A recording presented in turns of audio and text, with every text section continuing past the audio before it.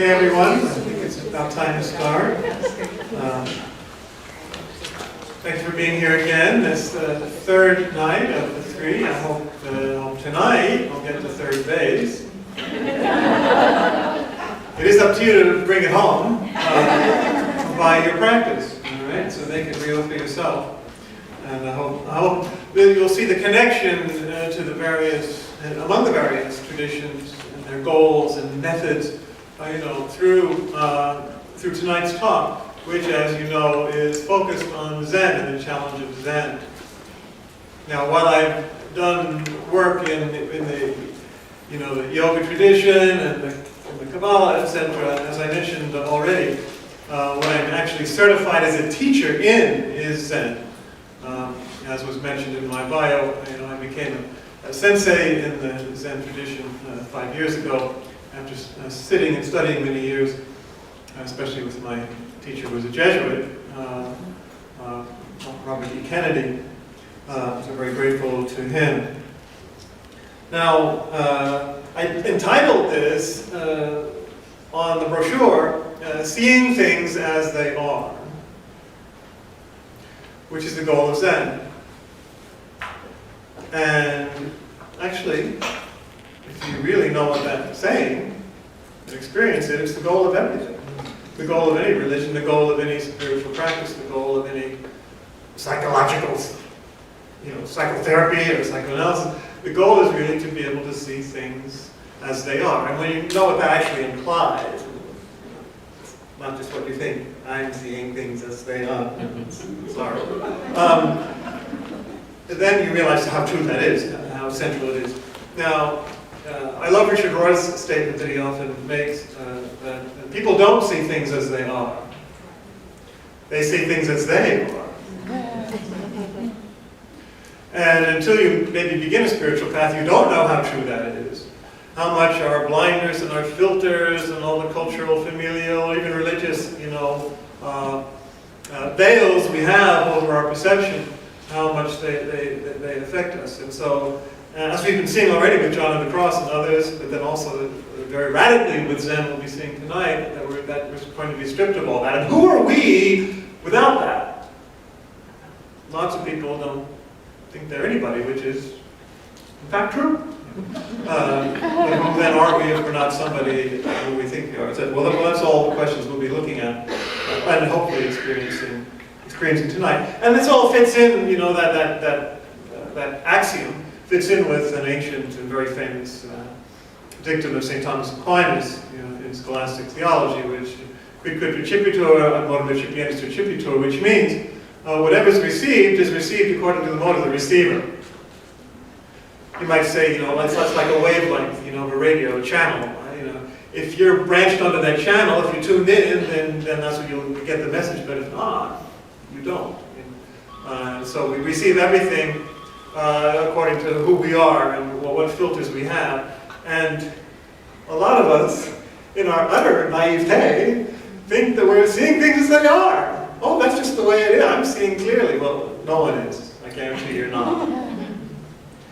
And this is what's radical about Zen. Zen really is just about that. Learning really to wake up, which is what Buddha means, someone who's awakened or enlightened, to be able to see things as they are. And that's also why it's not a sectarian. I made the remark the other night that, there's nothing particularly Hindu in itself about the chakras, that's just the way things are. Well, it's the same with this. Zen just helps you to see things as they are, and what's anti-Christian about that? I hope not. I hope seeing things as they are is not anti-Christian, or an anti-anything. It should be for, reality as it is. So even the Zen masters themselves speak of being free of the stink of Zen. Stink because if you think you're doing something special, or spiritual, or religious, you're going to miss the whole point, because it's not about putting labels on things, or doing something out of the ordinary, but about being fully ordinary, extraordinarily ordinary, and just really being with reality as it is, which is I've been implying is much harder, and I hope you've been experiencing, is much harder than it seems. So that's why Bob Kennedy, Father Kennedy has said Zen isn't Buddhist, same as the chakras aren't Hindu, and with the same qualifications. Yes, it is, in the sense that it's come to us through that tradition, in fact, historically and socially, but in its essence, it goes beyond any labels. Hopefully Christ does too. Anything truly spiritual does. So that's one reason it's particularly accessible to Christian, why it can be practiced by people of any faith tradition. And in my particular lineage, my Miroshi, the White Plum Sangha, it's filled with people there are a lot of Jews, practicing Jews, in the lineage. A number of Catholics, a couple of sisters, Roman Catholic sisters, priests, monks, so it's a living testimony to the fact that this is compatible, with faith traditions. So why do it? Well, if you're a Christian already, why do you need this? One way I respond to that is, it's like saying, well, you already got potatoes on your plate, why do you want vegetables? It's apples and oranges. I mean, you've got this wonderful feast in Christianity, but you've also got this wonderful feast in Buddhism. So it's not going to give you indigestion. It's going to go into the same stomach, your same heart, hopefully, and it'll be fine. It'll nourish you. It'll be a full meal, a rich meal. It'd be a rich meal in itself, but as combined, it also is.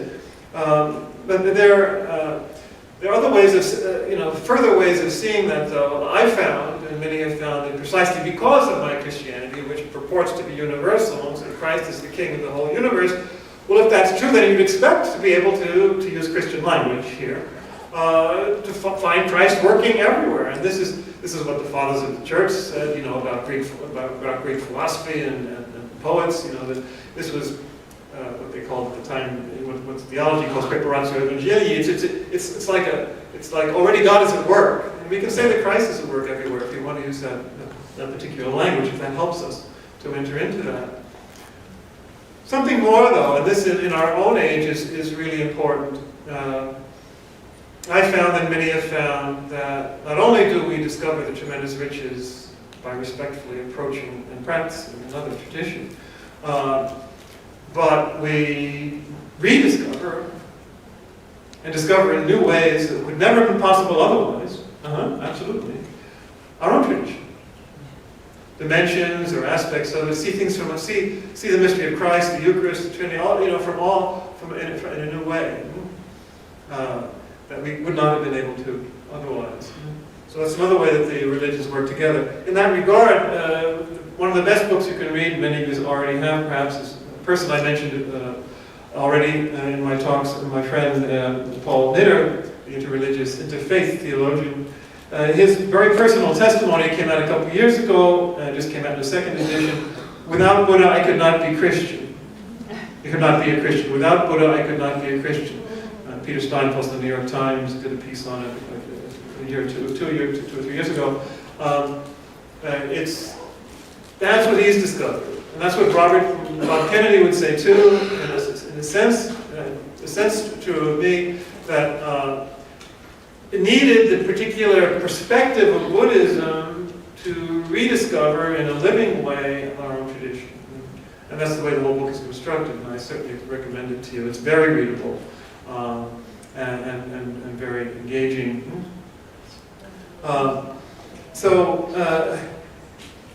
Compared to other schools of Buddhism, Zen really is this kind of more compatible, more immediately recognizably compatible with other traditions. Why?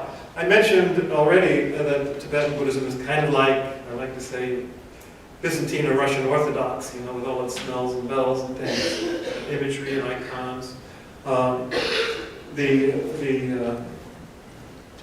The original Theravada Buddhism, which is in countries like Cambodia and Thailand and Myanmar, that would be more like the Roman Catholics, because they're the Buddhists that say we have the one true Buddhism. You know what that sounds like. And they do say that. You find this tendency everywhere. Whereas Zen would compare more like to an austere Protestant, maybe the Quakers, something like that. You know, so very, very austere and straightforward, radical, and inner experience, centered on the inner experience. So it really is a deconstruction. It's seeing things as they are, so you have to get everything else out of the way. Now you're primed for this, because yesterday we were talking all about the radical vision of John of the Cross, where you have to get rid of all your preferences and all your blinders and all your concepts and all your images, and in order to get to pure faith, which alone is adequate to the experience of God. Well, it's really the same kind of vision in Zen. It's saying you have to deconstruct, you have to get rid of everything to get out of the way. For example, I'll talk about koans in a minute in the Zen tradition.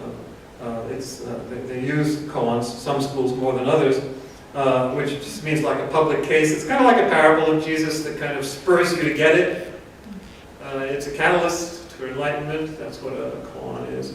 But perhaps the most famous koan, which beginners use, is Mu. That's not a cow. All right? That's mu, and it's Japanese for no, or not. Kind of, I think it corresponds to like wu in Chinese. But the question was posed to the master of Joshu, who's one of the great masters that I'll be quoting a number of times tonight. A student asks him, does a dog have Buddha nature? Now, if you know anything about Buddhism, you know that everything has Buddha nature. Everything has the light of the Buddha within. So, of course, the obvious answer is, of course, yes, a dog has Buddha nature. Kind of like asking, does a dog have a soul in our own tradition? And then, of course, I hope you know that even Aristotle said they do, but that's another issue. So you're expecting the answer, yes, dog has Buddha nature, and Joshu screams, Moo! No!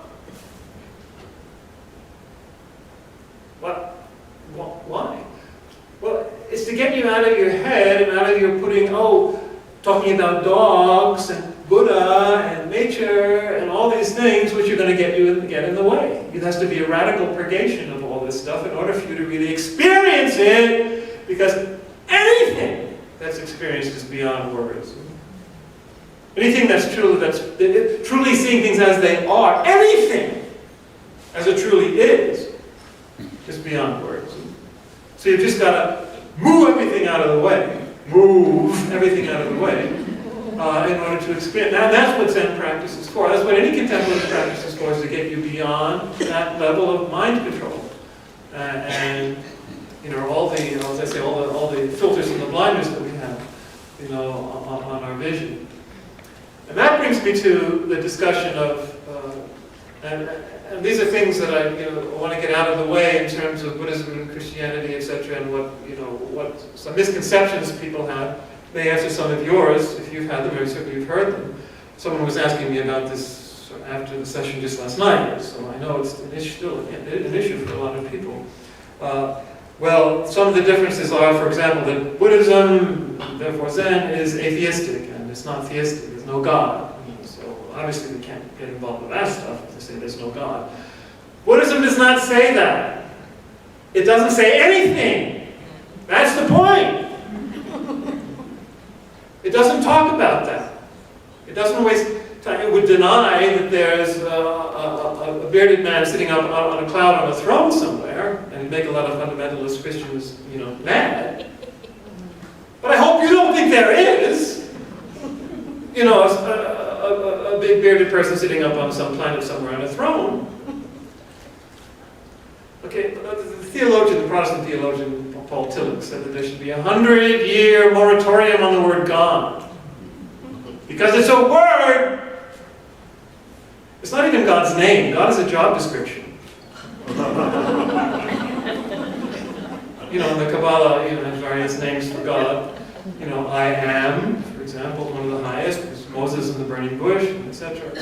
And the unpronounceable Tetragrammaton, the name which I refuse to pronounce. But do you know that in the Kabbalistic tradition, the highest name, quotes, for God is Ayin, which means nothing. Nothing.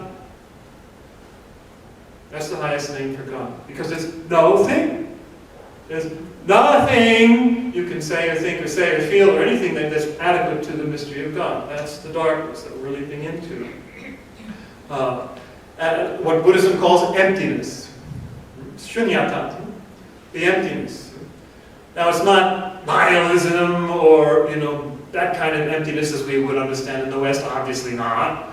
It's what you almost would paradoxically call fullness, in our Western tradition.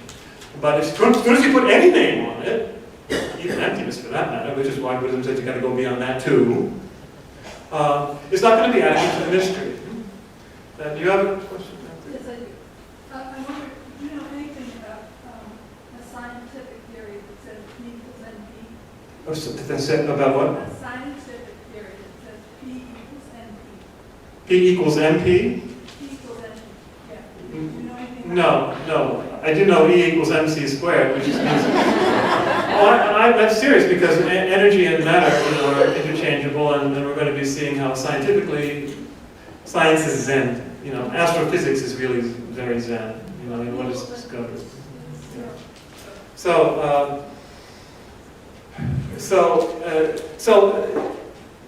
We just don't speak about God because that's not helpful.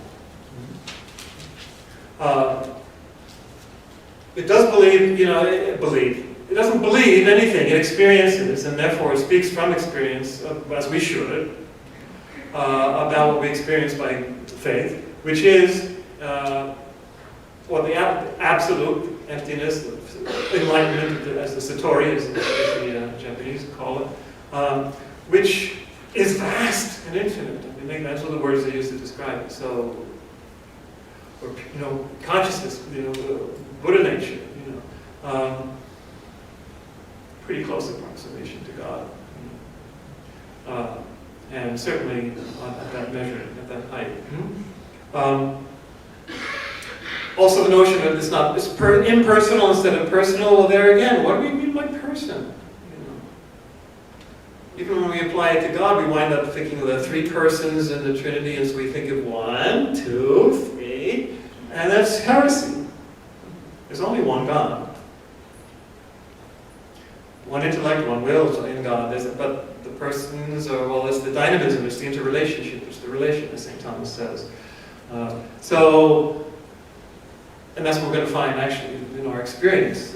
What we really are is just interconnectedness, interbeing. That's what you discover when you discover things as they are, is that they're not separate. And you're not either. So if you think you're a person with a soul enclosed in a little tiny body, looking out, trying to, find God or others, it's sheer illusion. It's just your own psychology, and your own unexamined experience getting in the way. That's been clouded by all sorts of things. That's why you need spiritual practice, and as I said, psychotherapy, to help you along the way.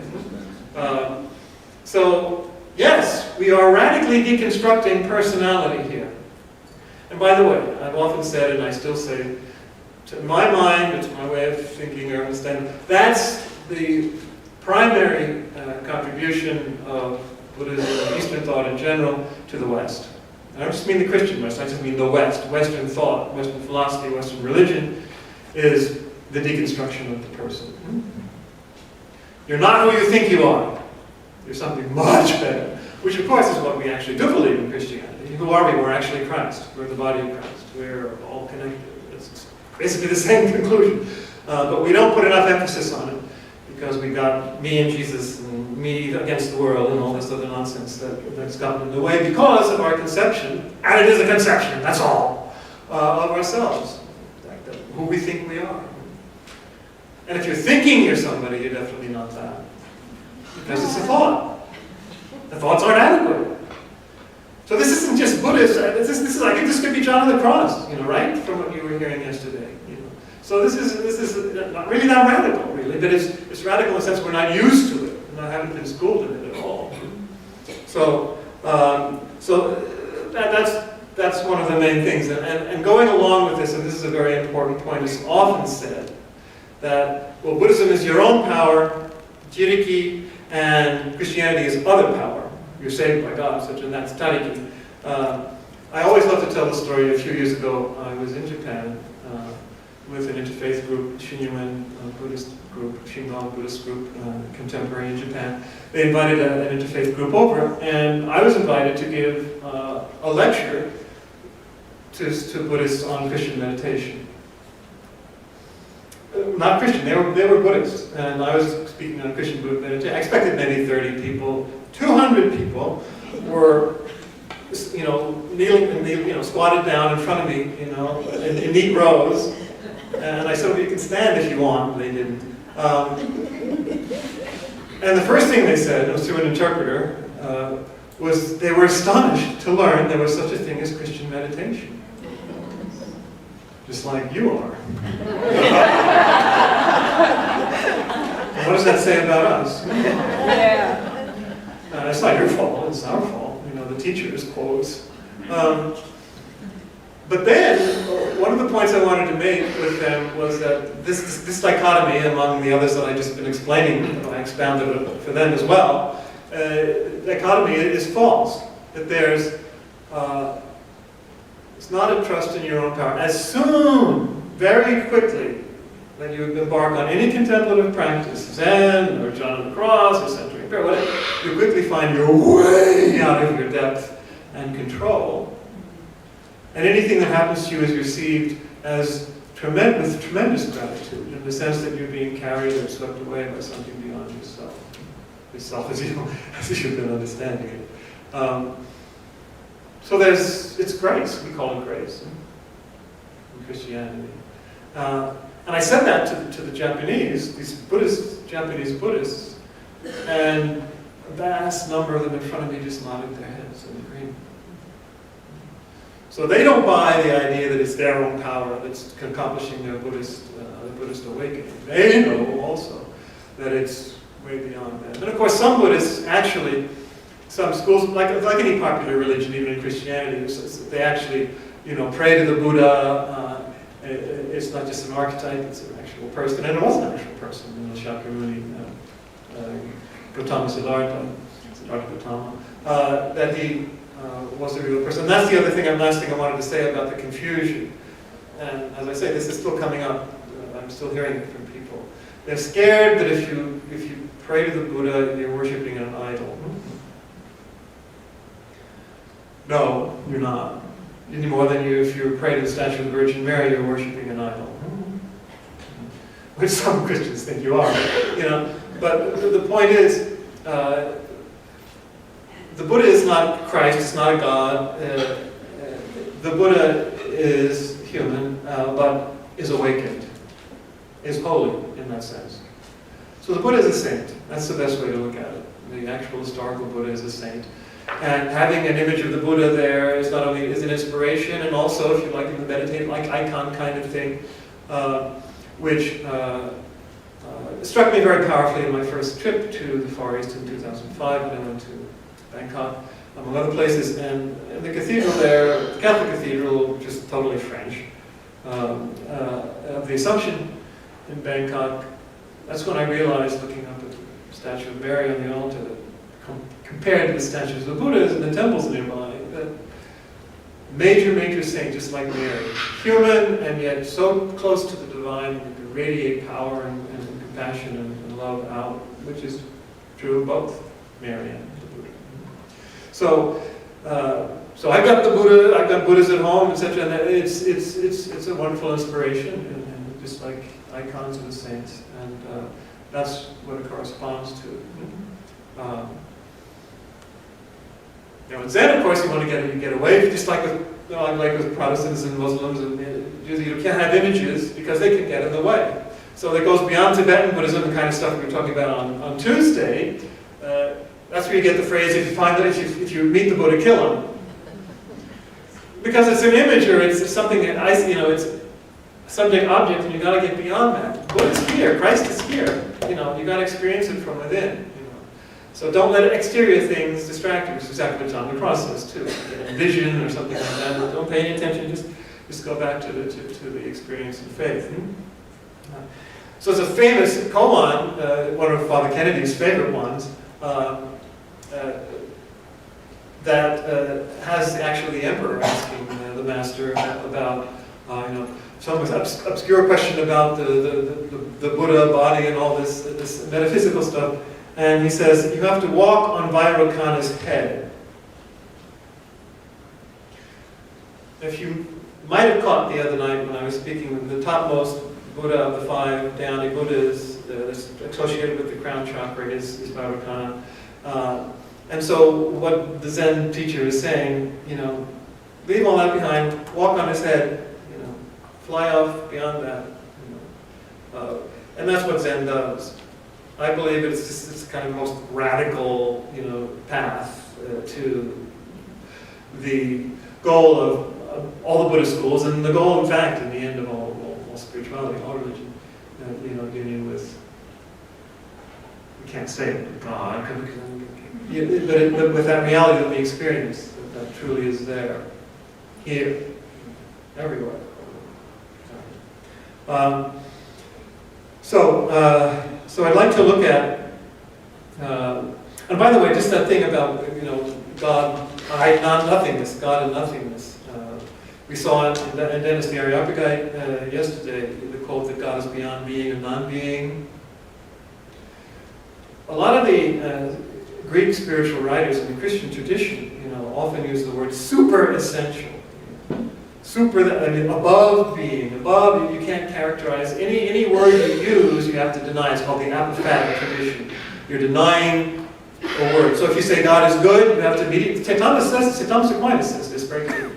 If you say God is good, you've got to say that he's not good, the way we think, but good in some transcendent way. And you can see, and the Greeks were saying it's even true of saying he is, but he's not the way we think. So, nothing. And good old Nietzsche had a point when he said God is dead. Well, I certainly hope so. In this strictly important and crucial sense that your God's got to die. You got to die, your God's got to die, your conceptions have got to die, all that stuff has got to die because it's not adequate. Not that it's false and that's not what we're saying, but it's just inadequate. So in that sense it has to die, and you've got to die too. Not that you're bad, but you're inadequate. Your ego, I'm going to call it your false self, as Richard Rohr says. Once again, I say you have to refer to him for a very contemporary approach to all these issues. And I'll mention a few of his books at the end. One of the best koans to introduce you here to some of these things we're talking about is called Bodhidharma's Emptiness. Bodhidharma is the one who came from India to China introducing Zen around the 5th century. So a major figure in Buddhist lore. Sometimes it's even said, what's the meaning of Bodhidharma's coming from the West? As a way of saying, what's it all about, Alfie? What is it really? Give me a word. Yeah. But the Bodhidharma himself came, and the emperor again was talking to him. So the emperor is all excited. What's the highest meaning of the holy truths? Well, you know where that's going. All that theological language. And so Bodhidharma says, empty! Empty. Let it all go. Not that it's bad, but as John the Cross would say, even powerful dogmas and all that, you've got to let the formula go in order to get to what it's pointing to. Right? So it's empty, empty, empty. There's no holy, Bodhidharma says. Now we're going to examine that a bit more. Holy. One of the things that one of the primary principles of Richard Rohr's view of the world, as he's enunciating it these days, is that there's ultimately the distinction between sacred and profane, between natural and supernatural, is bogus. It's false. There's no separation. Natural and supernatural, sacred and profane. What's not holy? For what is holy? I mean, there's words, you know, if you're not careful. That's why Bodhidharma says there's no holy. It's one of the original meanings of holy, sanctus. You know, and what are you saying about everything else? And if the Baltimore Catechism says God is everywhere, then why are we saying He's there and not here? Or more here than, really? Even Thomas Aquinas says God is present everywhere. That's what you wake up to when you see things as they really are. Not just their outline, but their connection to ultimate mystery. And to yourself. Again, this is the Mahayana school of Buddhism, which Zen is part of. Has this very clear formulation from the Heart Sutra, which is, emptiness is form. Another way of saying that, absolute is relative. The absolute isn't the relative is the absolute. Not strict identity, but they're so connected they're inseparable. Absolute and relative are inseparable. They're encountered together. There's one experience in everything if you really wake up. Now, don't we believe something like that about Jesus? How ironic. We're supposed to be experts at this, with the absolute and the relative are right there, encountered in one person. We even say it's one person. And it is one reality right there.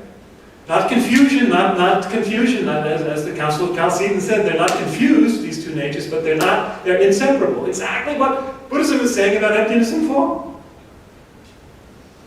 And since Christ fills the universe in all its parts, the reason Christ is everywhere, so that's the experience that we call, and they simply call it emptiness and form together, enlightenment, when you wake up. Mind of Christ, we call it. Buddha nature, Buddha consciousness is what they call it. So everything is holy, or nothing is holy. It doesn't matter what word you use, this just is what it is, and it's marvelous. And we'll illustrate that more in a second.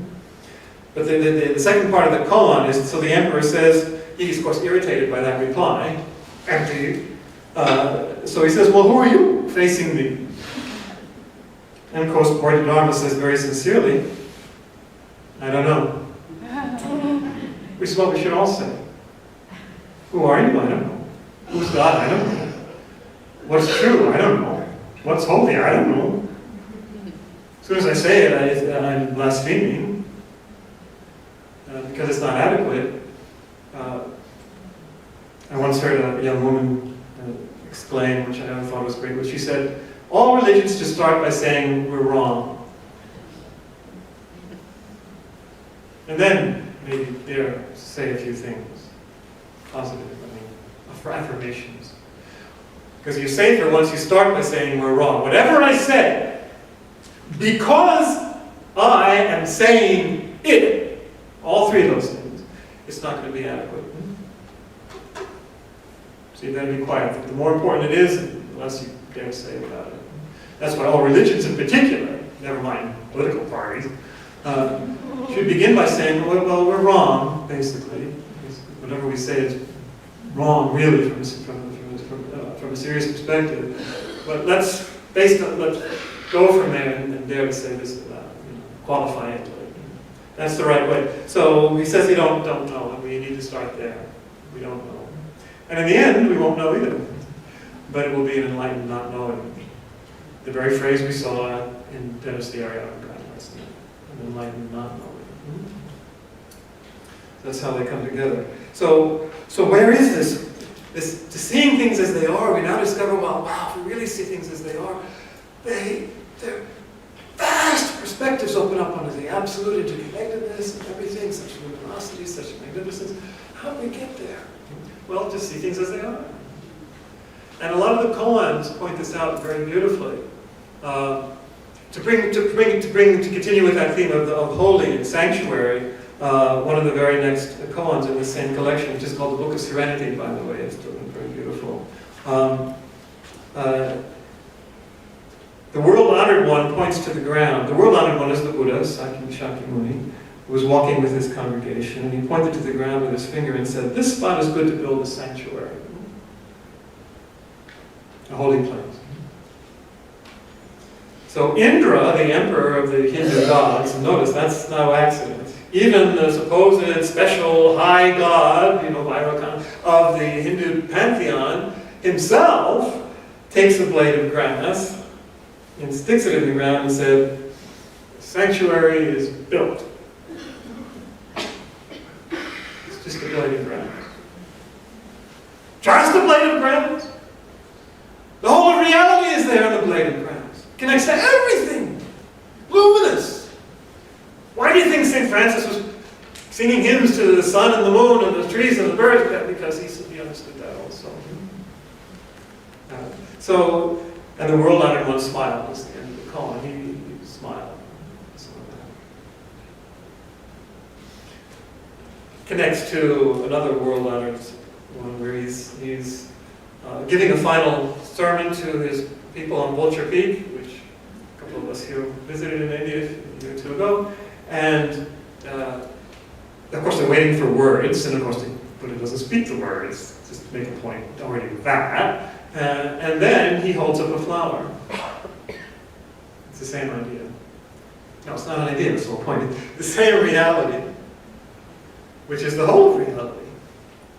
The speck of dust, the grain of sand is the whole of reality, if you're awake. So he holds up the flower, and one of his disciples, Kasyapa, Mahakasyapa, smiles. Smile, the Buddha smile. And so the Buddha names him his successor. Because he's the one who smiled and understood. So the flower is holy or not holy, what do you call it? But that's right there. Better to say in our own mentality, everything is sacred. Everything is sacred. And then Joshu makes the same point too in another famous koan where he says,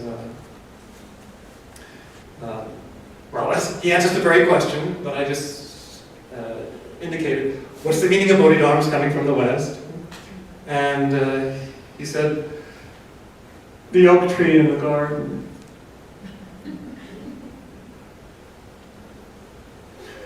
Because you could point to anything and that's the meaning of it. Everything is the doorway of access. That's why one of the collection of koans is called the Mamonkan, the gateless gate. You enter by the gate, but there's no gate. There's nothing obstructing you except you. Get out of the way. The oak tree is the doorway. Everything is the doorway. It's very shamanistic in that sense too. Everything is the doorway to the world beyond. Which is not beyond, it's right there. Right here. Now. Here now. There's no time either, huh? It's just now. Just really, when you really wake up, that's like eternity in the moment. Everything has changed. But of course, you have to die in that process in order for that to happen. And that brings us to a couple of koans about dying. Yeah, even it's not just Christians talking about dying, and Buddhists do too, Zen people do too. It fits in with the kind of passion and resurrection that we talked about in Christian terms. It's Robert Kennedy's calligraphy, and his assistant Amy from China does the watercolors, the painting. I have a larger version of this hanging on my wall at home. And the calligraphy is, from the dead tree the dragon roars. From the dead tree the dragon roars. An image of the cross, true, the tree. But we are the dead tree, of course, so we better be dead. Dead in this sense, that we're dead to all our egoistic complications and fantasies and illusions, and all that stuff that gets in the way, and the blinders and the filters, and the compulsions and the addictions, and all the stuff that prevent us from seeing things as they are. You're going to die to all that. And then the dragon roars. Okay, now let's get into the imagery here. I really love to point this out, that in the West we've so demonized the body and everything else, that George is slaying the dragon, and the serpent is the devil, and all this stuff. Even the Kabbalah doesn't interpret it that way, much less the East. Whereas it's a symbol of enlightenment. The dragon is a symbol of enlightenment in the East. The Kundalini serpent energy is harmonized and integrated. The dragon is a symbol of the integration of all the elements because it flies through the air and is perhaps fire and the sea serpent and the native earth. And it's the dragon roars. That means that you have this roar of enlightenment. You're an enlightened being. And another artwork I have that I got in China 5 years ago is the dragon holding this very frequent image, either in the mouth or in the paw, holding a flaming pearl. Flaming pearl of wisdom. So the dragon roars is a symbol of enlightenment attained. My Dharma name, my official Zen name is Ko-ryu, which means dragon of light. And my Zendo, my Zen meditation group, is called Dragon's Eye, because you achieve an eye of the dragon, hopefully. And I just mentioned in passing that in this very space, at this very time, on this very day, Thursdays, I have my Zendo, Dragon's Eye Zendo, which will be continuing thanks to the hospitality of the Franciscans, for which I'm very grateful, on to the new pastoral year. And you can apply for that. But that's why I love dragons. Because they're such a powerful symbol of integration and harmony and fullness and vitality and enlightenment and joy. So, unlike what we've made of them in the West. Again, Joshu has this great koan about death. And this brings us into another dimension here. Which is very important, especially in Mahayana, which is very Christian as well, as you'll see the connection quite right away. He says, what happens when a person, Joshua was asked, what happens when a person dies the great death and then comes back? The great death. The great death is the mystical death. Physical death is a piece of cake, compared to the mystical death, the dark night of the soul, all kind of stuff that we have to go through to achieve enlightenment and union with all things. But Joshu replies, when he comes back, he must not come by night. He must come by day. What does that mean? Well, that's why they're koans. Sometimes like, what's the sound of one hand clapping? It's a roar! If you hear it, anything is a roar. Grain of sand. Or, what is the face you had before you were born? You're eternal. You are connect with the Absolute immediately. So it doesn't matter whether you're physically born and dead or whatever. It's always anyway. So in this case, you're coming back. You're coming back by day. Because you're coming back to the world. You're coming back to the world to do good. Like St. Anthony leaving his cave in the wilderness and having battled all the demons, and now he's coming out to do good. This is obviously very Christian, but also very Zen. The notion of coming back to the marketplace. Robert Kennedy's book, which I recommend to you, his second book, Zen Gifts to Christians, which you can find, goes through what are called the Japanese 10 ox herding pictures, come from the Middle Ages, and they're a Zen commentary on an ox herder trying to find his ox as an image for us trying to find our true nature. And there are 10 pictures, each with a different level of wisdom. But at the very end, the 10th one is of the enlightened person coming back to the marketplace with joy on his visage and hands outstretched. Very important, especially in the Mahayana understanding. So compassion is the result and the fruit of any authentic spiritual practice. But it comes from experience. It's not something you try to do because you're supposed to, which is absurd. It never works. It's something that flows spontaneously from your being once you are connected to everything and you realize well, love your neighbor as yourself because your neighbor is yourself. What do you ever do to the least of these, you do to me, because everything is Christ, you're Christ, the neighbor's Christ, it's Christ who's doing the loving, So, of course. How can you not fail to be compassionate to yourself? Because your neighbor is yourself. That's what you experience, your connectedness to everything. How can you not respect the environment? Because the trees and flowers are you. It's all Buddha nature, it's all Christ. So this is a wonderful, and it's an experience, all right? That's the only way it can work. It's all grace. St. Paul says it's all gift when you experience this invasion of light and love from beyond yourself, as even the Buddhists recognize. So I'd like to share also this wonderful koan, the 89th one, and what's called the Blue Cliff Record, which is one of the few that actually mentions the Bodhisattva of great compassion, Avalokiteshvara, who kind of is the great Bodhisattva angelic power, who's over the 5 Dhyanic Buddhas, and kind of englobes them all, in my understanding. Very, very popular throughout the Buddhist world. And as some of you may know, Avalokiteshvara became, in China and Japan, female. Kuan Yin, a great devotional figure in China, and Kannon in Japan. He's a former Jesuit Zen master who his spiritual center is called Maria Kannon, Mary Kannon. She saw them come together, the two figures. Which also says something about the unification, as Carl Jung would say, of masculine and feminine, which is so important. Which is why also gay people are so important, because they have a head start on that. That's what our world needs, bringing masculine and feminine together. That's part of the dragon energy, which is reunited. That's another whole lecture. But the hands and eyes of the Bodhisattva of great compassion. One monk asked another, what does the Bodhisattva of great compassion have so many hands and eyes for?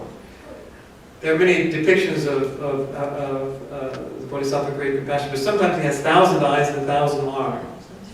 And it's a symbol of the fact that there's no limit, and there's no limit to the extent or the direction of the compassion, or of the seeing of the need, the human need.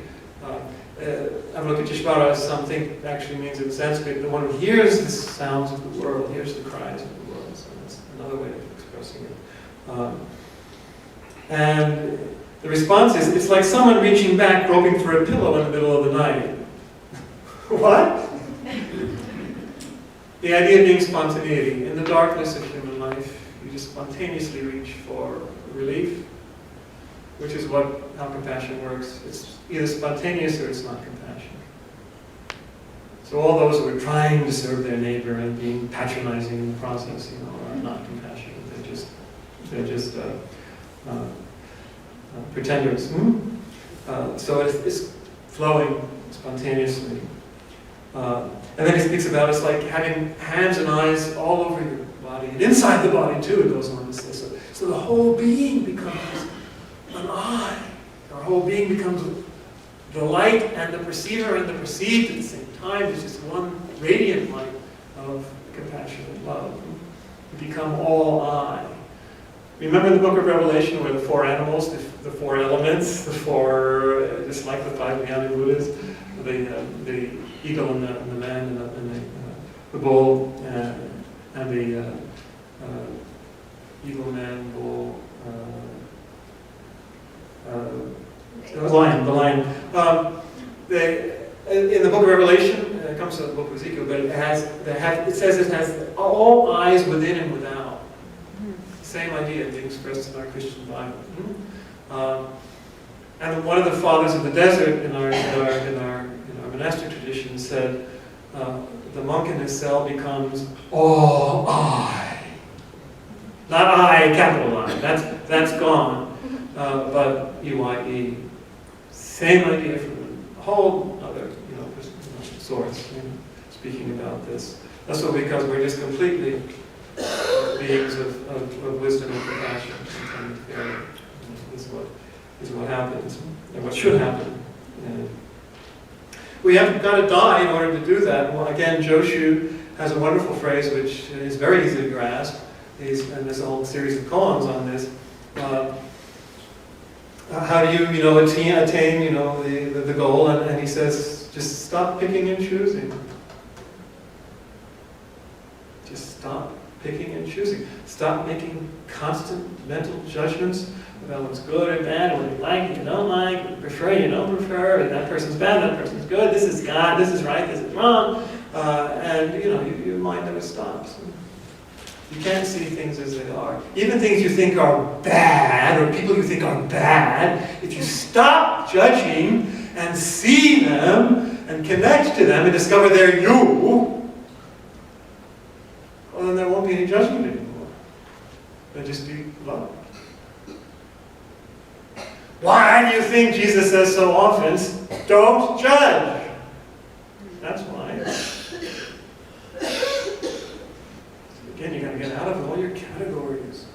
You've got to die the great death and come back in the light of compassion and love. Well, we're now going to do some Zen.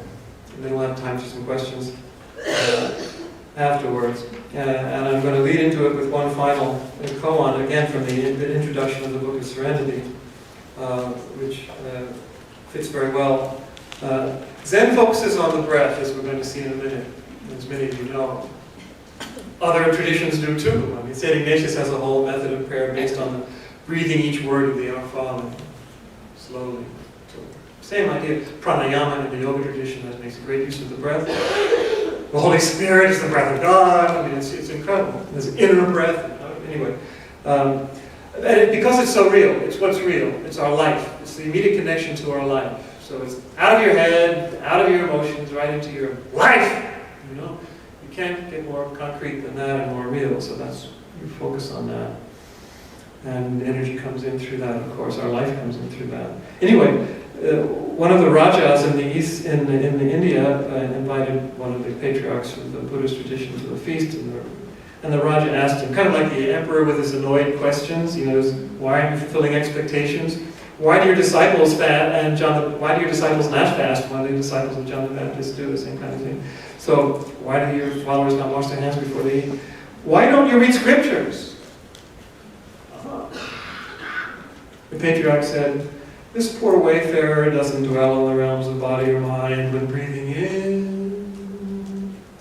Doesn't get involved in all these circumstances when breathing out. I always reiterate such a scripture, I reiterate. Breathing in, breathing out. Hundreds, thousands, millions of scrolls, which is just breathing in and breathing out. That's the scripture. That's the word. That's the truth. That's what's holy. You'll be there. So, again, if for some reason you're not comfortable with this, you can do whatever you want during this period. We'll spend 20 minutes doing Zen. Now, so you adopt posture in the chair. Now we've seen already, feet on the floor, hands down on the hands, palms down on your thighs. Above all, your spine should be straight. You know, so don't slouch back. Some even sit on the front third of the chair in order to make sure that they're sitting, you know, straight. You don't have to do that, but still make sure that the spine is straight. It's like a plumb line going up the back of your spine, up your cervical vertebrae as well. So your head should be level, your chin tucked in. Your small of your back should be in because that's a natural curvature of your spine. So your belly, if anything, should be a little outward, which will facilitate breathing as well. Breathe deeply from your diaphragm, which most people don't do. They breathe from my hand and they can't do it. So you have to really breathe deeply. Most of us have forgotten how to do that. We're so clamped up. Just if you want to check your posture, your ears, your shoulders, and your hips should be in the same plane. Ears, shoulders, and hips. Now for Zen meditation, your eyes should be open. Why? Because you're trying to see things as they are. You're trying to be present. You're not off in some dream world. So that you don't focus, however, on anything that you're seeing. Your eyes are kind of half open, or you're just not focused on what you're seeing, but they are open. It might take a little getting used to for those of you who aren't familiar with this. But just try and do that. And your focus is on your breath. You breathe deeply, but simply, naturally. You don't control your breath. Just follow it, become it if you can. Identify with it. Breathe through your nose. As the energy gets better circulation that way. And you should count. It's recommended for beginners that they count the exhalations quietly from 1 to 10, because otherwise the monkey mind takes over. It's kind of like using the sacred word in centering prayer. But here you use, and as you learned in centering prayer, you can use the breath too to refocus. So here you actually do use the breath to refocus. And you just breathe 1 through 10, go back to 1, you lose your place, go back to 1, very quietly. So we'll do a 20-minute meditation. Any questions on the basic posture or the basic technique?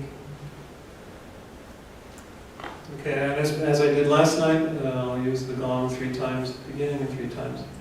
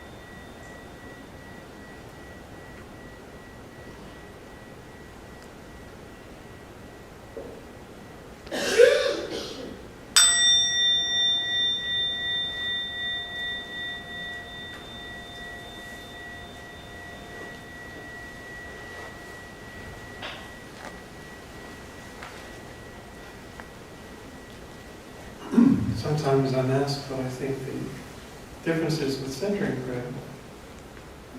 You can see a lot of similarities. I've given talks on this. I think the primary one is that in our Christian practice, in that centering prayer, we still kind of have a subject-object distinction of the way we're approaching it. Whereas that's not true in Zen.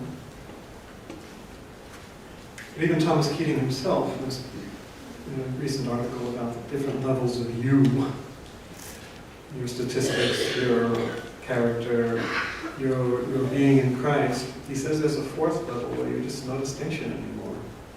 Advaita, no distinction. Non-duality, in other words. And it's not identity, but it's not duality either, not two, not one, not two. Advaita, as the Hindus say.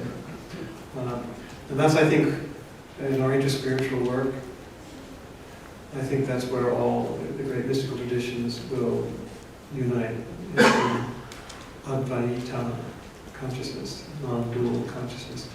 Something Richard Rohr is speaking a lot about these days. He even calls Jesus the first non-dual teacher of the West. Certainly in his being, but also in his teaching. Richard's book, The Naked Now, is about that kind of consciousness and prayer with some practical exercises. His book, The Immortal Diamond, is also about the true self that we've been talking about beyond all the ego. So, does anyone have any questions or remarks about either the Zen experience or about what we've been talking about tonight in general? Yes?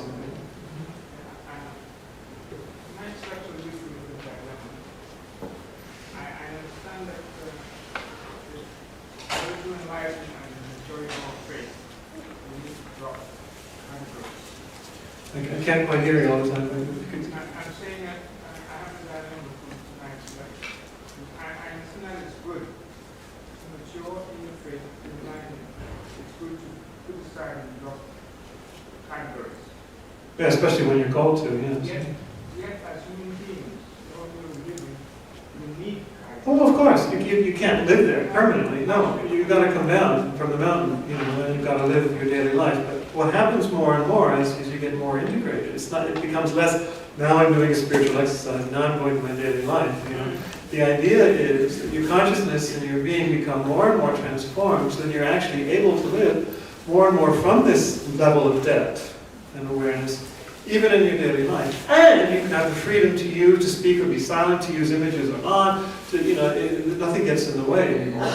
And of course, we use images in the liturgy and in our reading, so nothing becomes an obstacle anymore.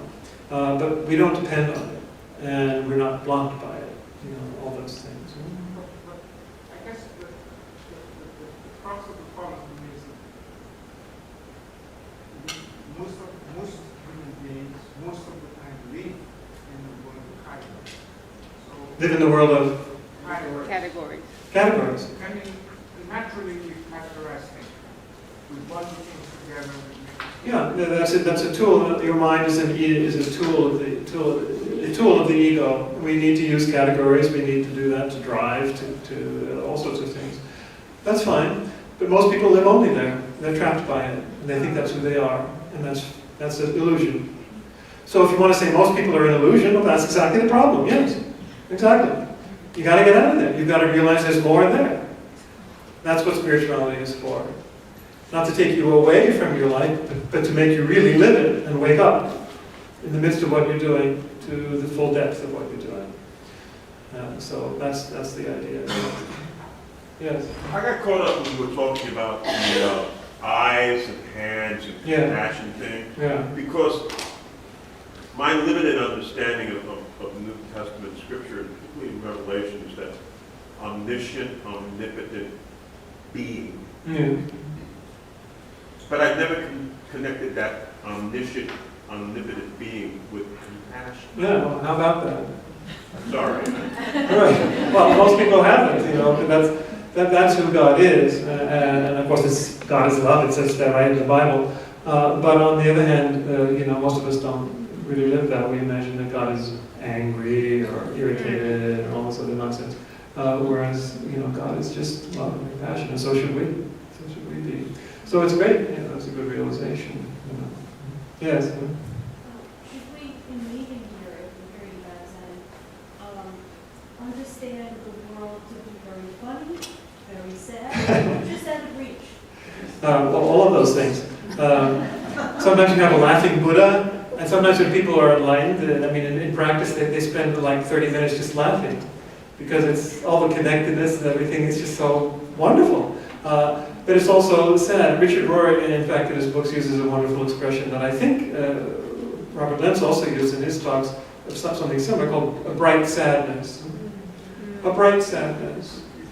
It's like, the images of Mary, with, the compassionate one who is very often sad, because she's holding the sadness of the world, just like Avalokiteshvara and Kuan Yin hold the sadness of the world. It's the same way God does. And there's no way to explain it other than to experience it. That it's a bright sadness is what reality ultimately is. I've quoted this before, so some of you are tired of it nonetheless. The most profound phrase I ever heard was actually from Richard Rohr. I don't know where he got it, if he got it from somewhere. But he said, "There's only one joy. There's only one sadness." And they're the same thing.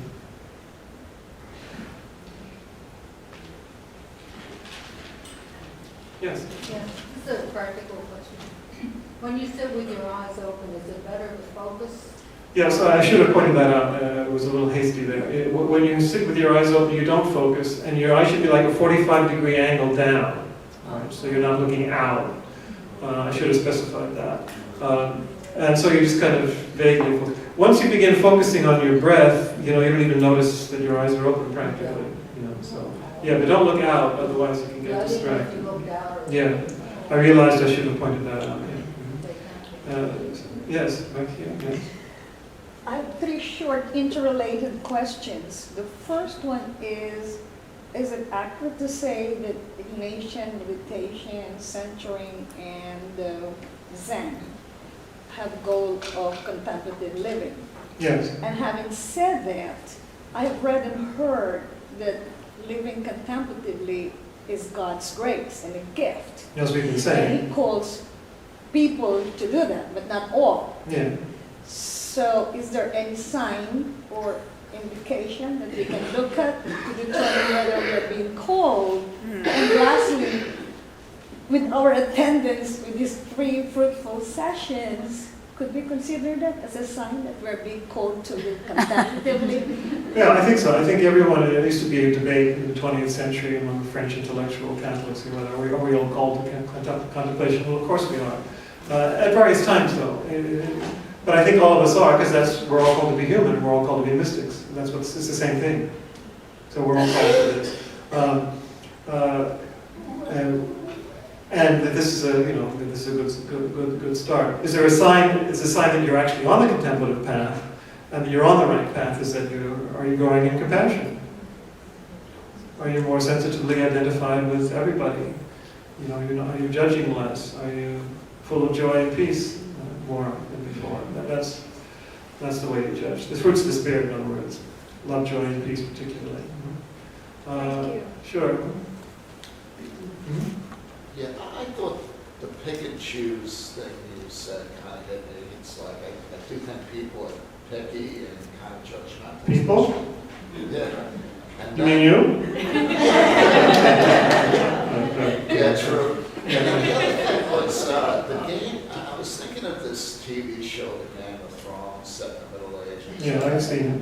And I said, what's effective in a scene is they keep you guessing because they give you teasers supernatural here and there. So you don't know if what's happening is coming from the supernatural or just the events of the Middle Ages, which are mysterious in and of themselves. Yeah, so you can't, the dimension, remember there's no difference between the natural and supernatural. We've been saying that, it's just dimensions, different dimensions of being. And by the way, that program is a good example. I mean, what's depicted there is just what happens to human beings when they're not contemplatives. It's just constant war and power and, the ego just entirely takes over, which is what happens, most of the time in the world today, especially if it's run by men. So, yes. Could you speak a little bit about, so when you were talking about how we're all connected, the pain of losing people. So it sounds like we never really lose people. No, we don't. But No. but we suffer. Sure, it's loss, and I think when you realize the interconnectedness beyond dimensions, and beyond time, I think that actually does lessen the pain. There's probably more sense of bereavement when you feel like this is all there is, and I'm not completely separated from me, and that's actually false, but it can increase people's pain. Don't forget that Buddha was trying to reduce suffering. I didn't go into that whole basic Buddhist philosophy. And that's what religion should be doing. What do you do with your pain is what Shiro says also. So that's one way to deal with the pain, to wake up and realize, well, we're all connected forever right now, and so what are you mourning over? Is that It still hurts. Sure. But I say it will actually hurt less. It will. It will. Yes. As your whole sensibility gets re-educated, into reality. Yes? Is there any difference in doing the meditations in the dark? Or It's your personal preference. It's up to you. Usually when I do Zen here, I dim the lights. Yeah, it's not as light as this. It helps generally, but it's really just a personal preference. There's no rule. Sylvia, yes? I found the Zen much more difficult than the centering prayer. Yeah. You have to keep your eyes open. Yeah, keeping your eyes open is a major threshold for some people to get across. It's just a matter of getting used to it. Just a matter of getting used to it. But at the same time, keeping them open, it's easier not to close on myself. Yeah. Yeah, it's easier to get out of your mind, and certainly out of your imagination, and easier not to go to sleep as well. Yes? Thomas Keating and David Burnett especially talk about the sacred gaze. Mhm. And I never really got to that point. It almost seemed like a graduation, but in fact Yeah. it's just a different, it seems to me, just a different method Or a different expression, different emphasis. And I never really, we have the monstrance and Yeah. we have, the post Oh, and these examples. That's a good example. My only problem with that, if there is a problem, is that it can remain kind of, he's over there and I'm over here, that kind of thing. But my experience, because I never do it, when I was centering, I close my eyes, so my experience of attempting to keep it open Yeah. was that I didn't feel as interior. Of course not. It's new to you. It's new to you. Yeah. And if the kingdom of heaven is within, Yeah. are we bringing it out? As opposed to without, Is the idea, is that what we... you realize there's no inside outside. That disappears. There's no subject object. There's no inside outside. There's no me, and that's the whole point. That disappears. I think I got that experience in Yeah. the session with Stan. You're unlimited. Time for one more. Assunta. Thank you. I'm confused because I know some people that, especially this friend that I have, I don't want to be judgmental, I just want an explanation. And she said that she has all the kundalini raised up, Yeah. and she's very intuitive or whatever, it's spiritual and like that. Yeah. But sometimes when we are walking and there are homeless or like that, she runs away, faded away, because she thinks that she will attract the bad energy of these people. Well, actually, that is a legitimate concern of people on various spiritual paths that they're worried about the bad energy around them. The point is, as you are, so you see. And as you are, so you attract. So if you're filled with negative energy, you're going to attract negative energy. That's quite simply the case, yes.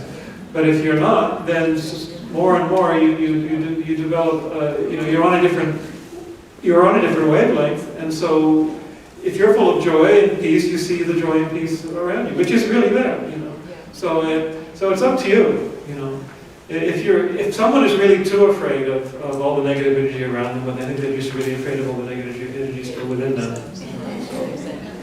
I think we better stop. So I want to thank you all for being here.